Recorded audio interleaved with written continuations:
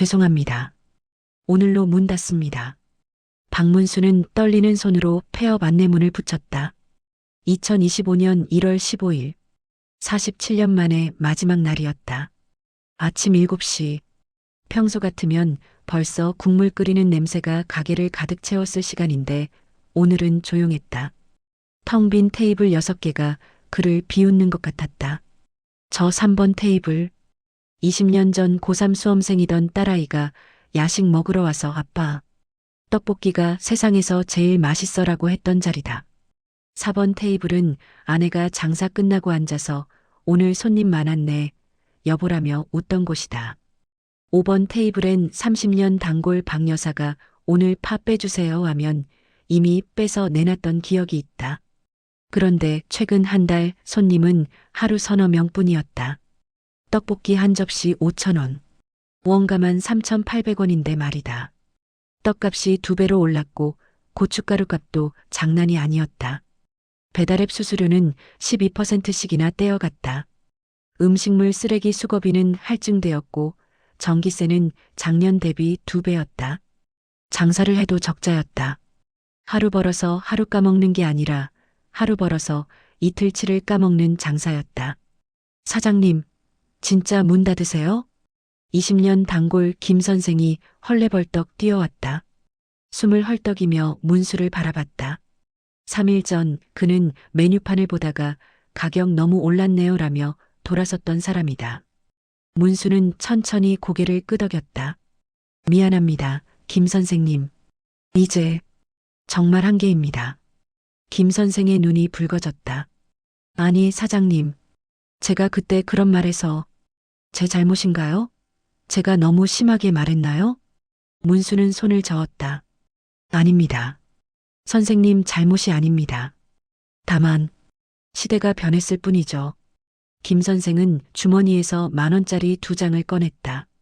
그럼 마지막으로 하나만 먹고 갈게요. 제발요, 사장님. 문수는 망설였다. 가스도 끊으려던 참이었다. 하지만 김 선생의 절박한 눈빛을 외면할 수 없었다. 알겠습니다. 마지막입니다. 그는 주방으로 들어갔다. 47년간 서 있던 그 자리. 무릎이 욱신거렸다. 관절염 주사를 맞아도 서너 시간이 한계였다. 그런데 이상했다. 마지막이라고 생각하니 몸이 더 무거웠다. 냄비에 물을 붓고 떡을 넣었다. 고춧가루를 풀었다. 설탕을 넣고 간장을 두르고 파를 썰었다. 47년간 하루도 빠짐없이 해온 동작이었다. 손이 저절로 움직였다. 그런데 눈물이 났다. 중학교를 중퇴하고 21살에 서울역 앞 노점에서 시작했다. 1978년 겨울, 추운 새벽에 떨리는 손으로 고춧가루를 풀던 그날, 첫 손님이 맛있네, 청년이라고 했을 때의 벅참. 그 한마디가 47년을 버티게 했다. 아내를 만나고 결혼하고 딸을 낳고 이 가게를 차렸다. 1985년 개업 첫날. 동네 사람들이 축하해줬다. 문수 씨, 부자 되세요. 그날 찍은 사진이 아직도 벽에 걸려 있다. 젊은 문수, 아내, 그리고 어린 딸. 딸은 이 가게 떡볶이를 먹고 자랐다. 대학도 보냈다. 결혼도 시켰다. 아내가 아플 때도 이 가게가 버텨줬다. 5년 전 아내가 세상을 떠난 후에도 이 가게가 문수를 살게 했다. 사장님, 다 됐어요? 김 선생의 목소리에 정신을 차렸다. 문수는 떡볶이를 접시에 담았다. 마지막 떡볶이. 김 선생은 한 입 먹더니 눈을 감았다. 역시 이 맛이에요. 47년 맛. 이거 없으면 안 되는데. 문수는 아무 말도 할 수 없었다. 김 선생이 떡볶이를 다 먹고 일어섰다. 카운터에 10,000원짜리 2장을 놓고 그 위에 또 10,000원짜리 1장을 더 얹었다. 사장님, 그동안 고마웠습니다. 정말 고마웠어요. 김 선생이 돌아섰다. 문수는 그의 뒷모습을 바라봤다. 마지막 손님, 마지막 장사. 문수는 주방으로 돌아가 가스를 껐다. 그리고 앞치마를 벗었다. 그날 밤 11시, 문수는 집에 돌아갔다. 잠을 청했지만 잠이 오지 않았다. 새벽 3시. 갑자기 눈이 번쩍 떴다. 가스불을 끄지 않은 것 같았다. 아니, 분명 껐다. 하지만 불안했다. 47년간의 습관이었다. 매일 밤 두세 번씩 확인했던 가스불. 문수는 옷을 입고 가게로 향했다. 새벽 거리는 조용했다. 가게가 보였다. 그런데 불이 켜져 있었다. 아니, 불이 아니었다. 불꽃이었다. 그의 가게가 불타고 있었다. 사장님, 위험해요. 소방관이 문수를 붙잡았다. 하지만 문수는 뿌리치고 가게 안으로 뛰어들었다. 연기가 폐를 찔렀다. 눈이 따가웠다. 하지만 멈출 수 없었다. 불꽃이 천장을 핥고 있었다. 조리대가 무너지고 있었다. 47년의 기억이 타오르고 있었다. 문수는 벽으로 달려갔다. 거기에 걸려있던 낡은 사진.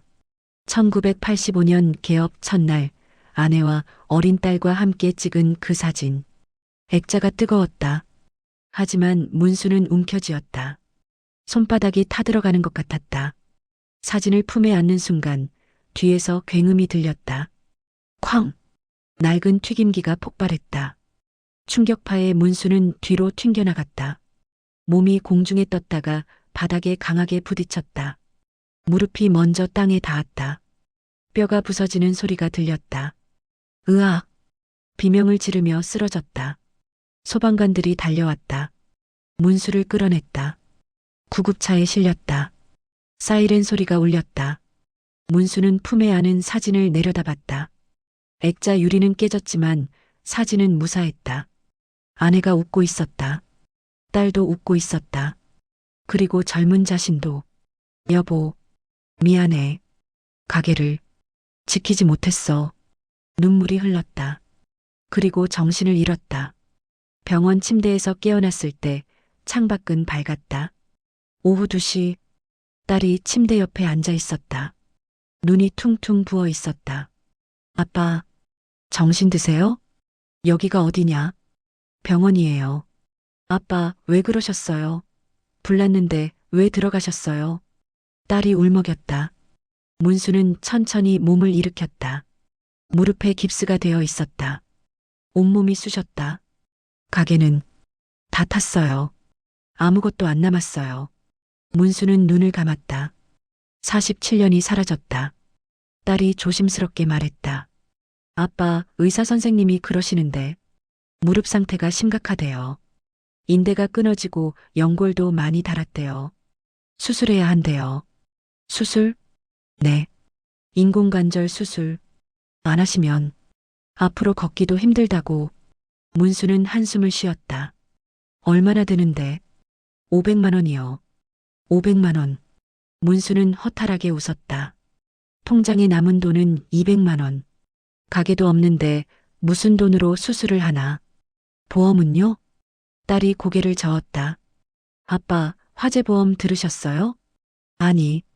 47년간 아껴 쓴다고 최소 보험만 들었다. 의료보험만 겨우 유지했다. 화재보험은 비싸서 들지 못했다. 그럼 보상은? 없어요. 침묵이 흘렀다. 딸이 손을 꼭 잡았다. 아빠, 우리가 도울게요. 제가 돈 모을게요. 문수는 고개를 저었다. 너도 애들 둘 키우잖니. 학원비도 내야 하고. 그래도 아빠잖아요. 안 돼. 나는 괜찮다. 아빠, 괜찮다니까? 문수가 소리쳤다. 딸이 움찔했다. 문수는 한숨을 쉬었다. 미안하다. 아빠가 화낼 일이 아닌데. 딸은 울음을 참았다.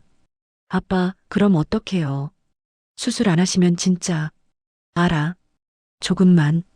조금만 생각해보자. 딸은 더 이상 말하지 못했다. 그날 저녁 딸이 돌아가고 혼자 남았다. 창밖으로 해가 지고 있었다. 문수는 천장을 바라봤다. 이제 정말 끝인가? 47년을 버텨왔는데 이렇게 끝나는 건가? 그때 병실 문이 열렸다. 낯선 청년이 들어왔다. 손에 서류 가방을 들고 있었다. 박문수 사장님 맞으시죠? 누구십니까? 청년은 명함을 내밀었다. 소상공인지원센터에서 나왔습니다. 사장님 찾았습니다. 문수는 명함을 받아들었다. 소상공인지원센터 김태준 상담사. 저를 왜 찾으시는데요? 김태준은 의자를 당겨 앉았다. 그리고 말했다. 사장님, 왜 신청을 안 하셨어요? 신청이요? 무슨 신청 말씀이십니까? 김태준은 노트북을 펼쳤다. 화면에는 문수가 받을 수 있는 지원 목록이 가득했다. 시설 개선 지원금 최대 500만 원. 고령자 의료 지원 수술비 전액. 긴급 경영 안정자금 1,000만 원. 화재 피해 소상공인 특별 지원 800만 원. 사장님 합치면 2,300만 원입니다. 문수는 말문이 막혔다. 그게 진짜입니까? 네. 정부와 지자체에서 운영하는 지원제도입니다. 사장님처럼 오래 장사하신 소상공인, 고령자, 화재 피해를 입으신 분들을 위한 겁니다. 그런 게 있었습니까?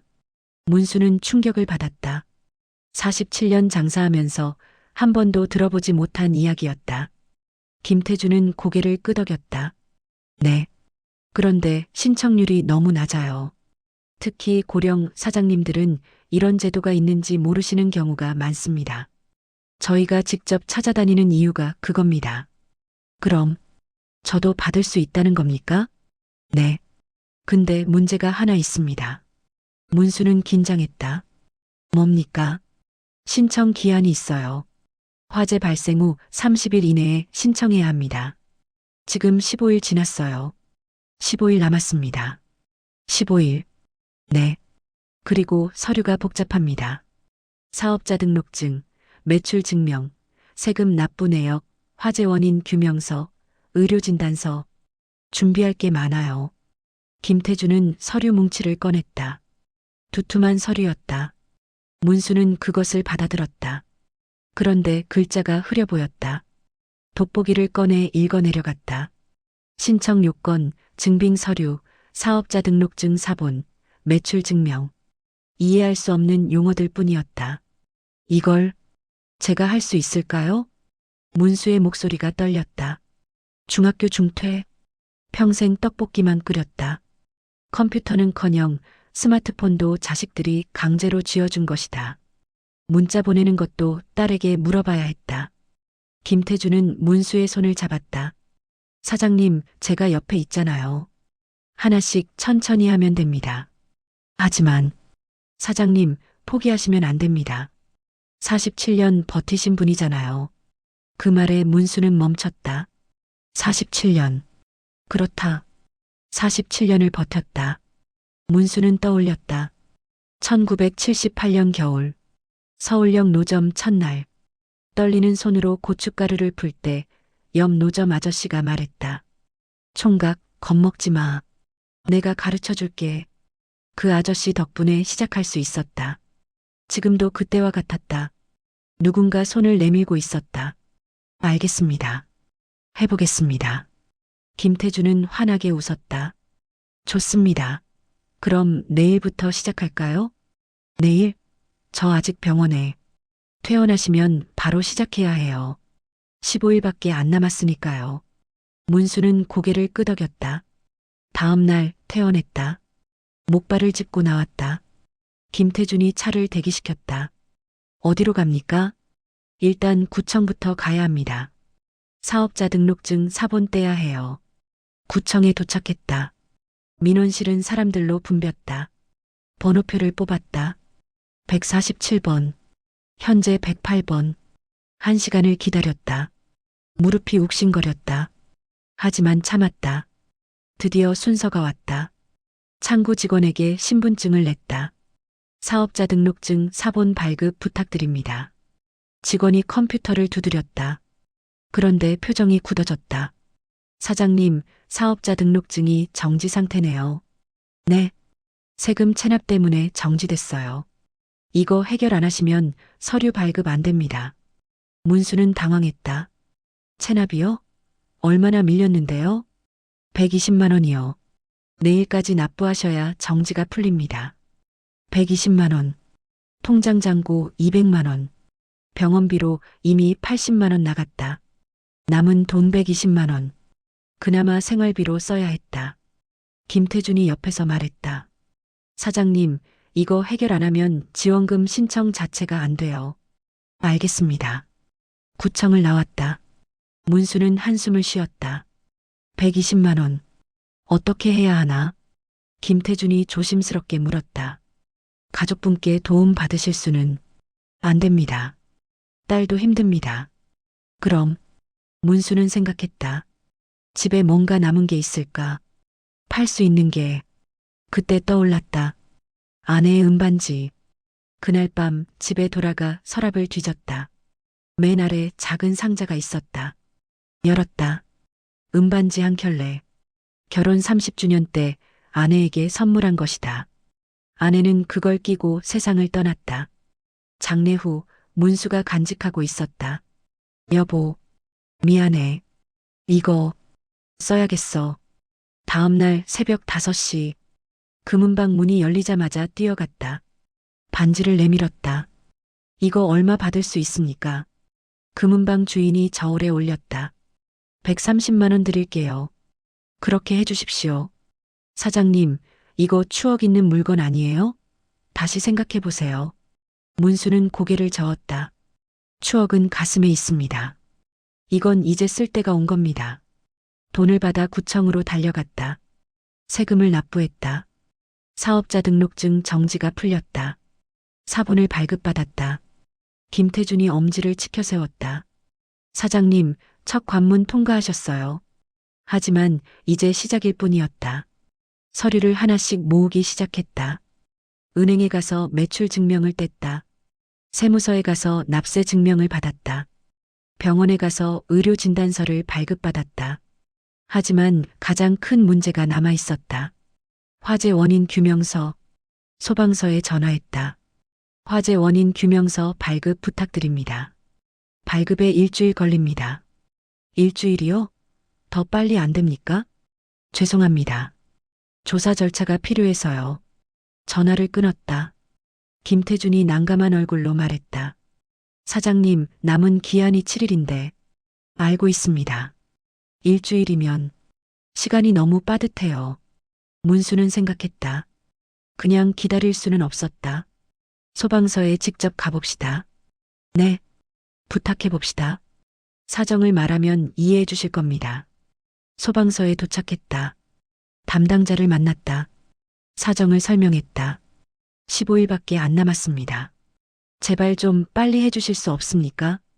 담당자는 난처한 표정을 지었다.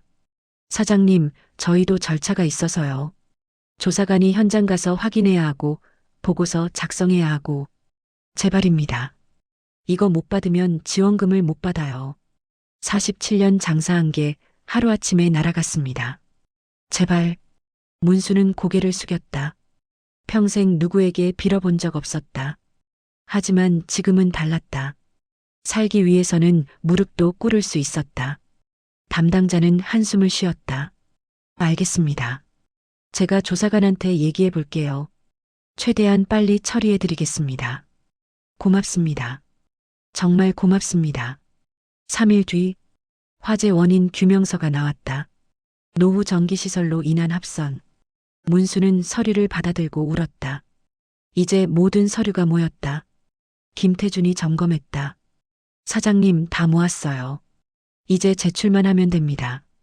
지원센터에 도착했다. 서류를 제출했다. 담당 직원이 하나하나 검토했다. 한참을 기다렸다. 시계 바늘이 느리게 움직였다. 마침내 직원이 고개를 들었다. 합격입니다. 승인됐어요. 그 순간 문수는 주저앉았다. 눈물이 쏟아졌다. 김태준이 어깨를 두드렸다. 사장님, 해내셨어요. 정말 잘하셨어요. 문수는 울면서 웃었다. 47년 만에 이렇게 기쁜 적이 없었다. 2달 뒤, 새로 지은 가게 앞. 문수는 떨리는 손으로 셔터를 올렸다. 새 튀김기, 깨끗한 환기시설, 반짝이는 조리대. 그리고 무엇보다 무릎 수술을 마친 건강한 다리. 문수는 47년 만에 처음으로 통증 없이 서 있었다. 사장님, 재개업이시네요. 김 선생이 달려왔다. 그 뒤로 동네 사람들이 하나둘 모여들었다. 사장님, 포기 안 하셨네요. 드디어 다시 떡볶이 먹겠네. 문수는 끓는 떡볶이 냄비를 저으며 미소 지었다. 김이 피어올랐다. 47년 전 그날처럼. 그날 저녁 옆가게 할머니가 조심스럽게 다가왔다. 사장님, 나도 사실 화재 피해 받았는데 어떻게 해야 할지 모르겠어요. 문수는 할머니의 손을 잡았다. 아줌매, 제가 아는 사람 있어요. 같이 가시죠. 명함을 꺼냈다. 김태준의 명함. 혼자 버티는 게 아닙니다. 손 내밀면 잡아주는 사람이 있어요. 제가 그랬듯이 한 달 뒤 할머니 가게도 다시 문을 열었다. 두 사람은 서로의 가게를 오가며 손님을 나눴다. 우리 옆집도 가보세요. 거기 칼국수 기가 막힙니다. 그날 밤 문수는 벽에 걸린 사진을 바라봤다. 1985년 개업 첫날 웃고 있는 아내와 딸. 그 옆에 새로운 사진을 붙였다. 재개업 날 김태준과 할머니 그리고 동네 사람들과 함께 찍은 사진. 문수는 중얼거렸다. 여보, 나 아직 해낼 수 있어. 그리고 이제 알았어. 혼자가 아니라는 걸. 김이 오르는 곳엔 언제나 사람이 있다. 그리고 그 사람들은 서로의 손을 잡고 있다.